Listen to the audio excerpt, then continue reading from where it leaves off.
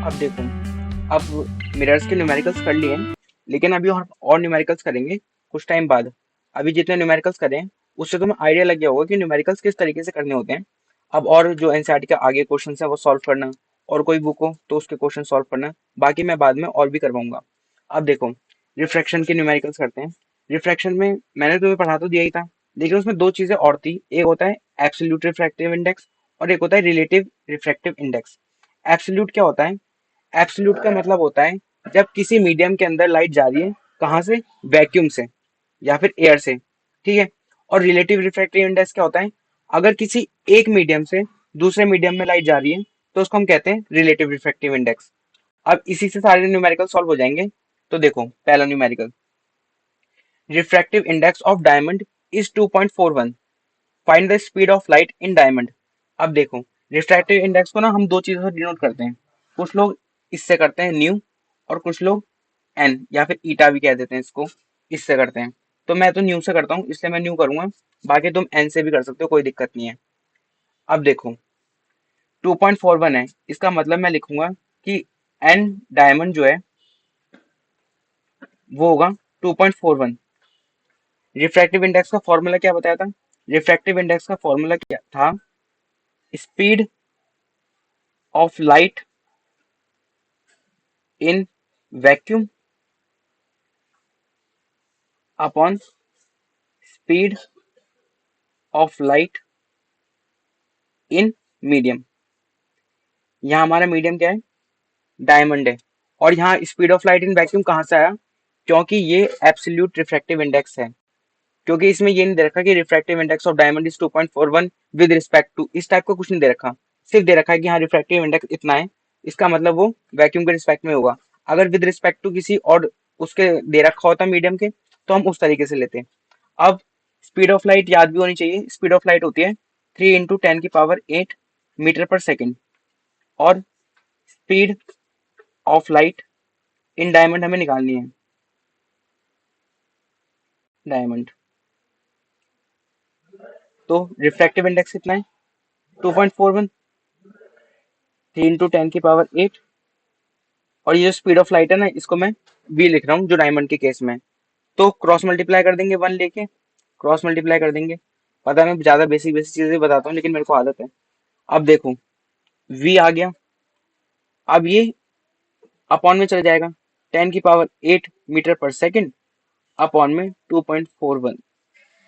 अब मुझे उम्मीद है इसको तुम सॉल्व कर लोगे आगे।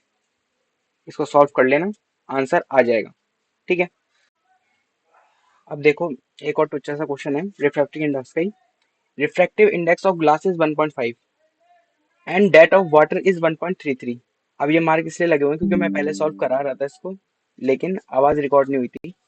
अब देखो, ग्लास का रिफ्रैक्टिव इंडेक्स ने दे रखा है 1.5, और वाटर का रिफ्रैक्टिव इंडेक्स ने दे रखा है 1.33।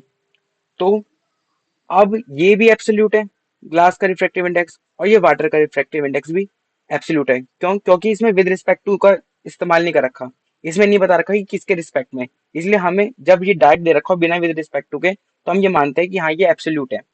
तो अब इसने हमें क्या कहा है? What is the refractive index of glass with respect to water? Glass का बताना है विद रिस्पेक्ट टू वाटर। तो ये हमने बताया था कि जब रिफ्रैक्टिव इंडेक्स ग्लास का निकालना है वाटर के रिस्पेक्ट में, तो जो बाद वाला है उसको ऊपर लिख देंगे कि velocity of light in water upon velocity of light in glass, ठीक है। अब देखो, अगर मैं इस पॉइंट को उठाऊं सबसे पहले, तो रिफ्रैक्टिव इंडेक्स ऑफ ग्लास क्या हो जाएगा? वैक्यूम में speed of light upon velocity of light in glass, ठीक है।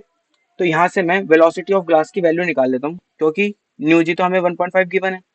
स्पीड ऑफ लाइट को मैं अभी सी मान रहा हूँ, वैल्यू नहीं रख रहा। क्यों नहीं रख रहा वो भी पता चल जाएगा। तो ये आ गया वीजी, क्रॉस मल्टीप्लाई करूंगा तो यहाँ से मुझे वीजी की वैल्यू मिल जाएगी कितनी?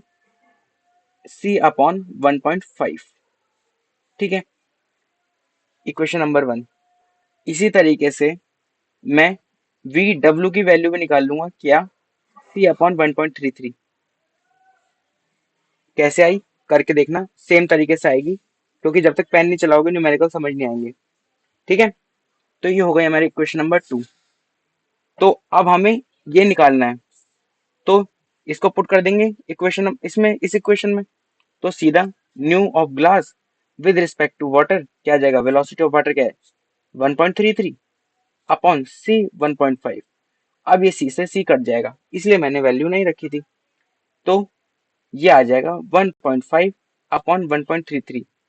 हाँ, और अगर किसी को ये चीज ना पता हो ये क्या हुआ है, ये ऐसे होता है, अगर मान लो A upon B upon C upon D लिखा है तो उसको हम ऐसे लिख सकते हैं A upon B into D upon C, इस टाइप से लिख सकते हो। ये मैथ्स में पढ़ा होगा, फिर भी मैंने बता दिया एक बार।